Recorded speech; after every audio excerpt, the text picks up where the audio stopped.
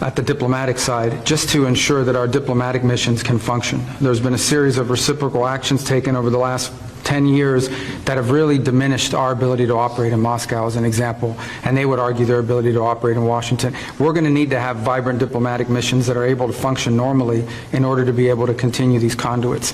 The second is a high-level team, including those who are experts on these topics, the technical side, to begin to engage with their side on parameters of what an end to this conflict would look like. And on that front, obviously, there's going to be engagement and consultation with Ukraine, with our partners in Europe and others.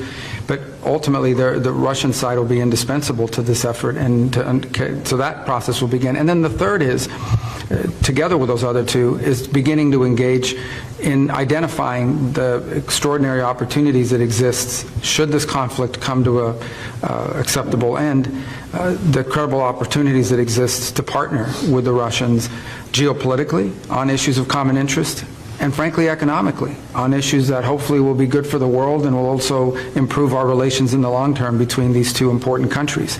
So all three of those efforts will be happening in conjunction with one another.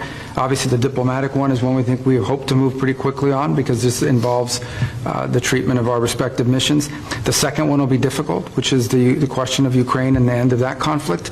But I think that's essential in order for the third piece to even be possible, which is our ability to work together on other geopolitical matters of common interest, and of course some pretty unique, potentially historic economic partnerships as well. The key that unlocks the door for those opportunities, however, is the end to this conflict. But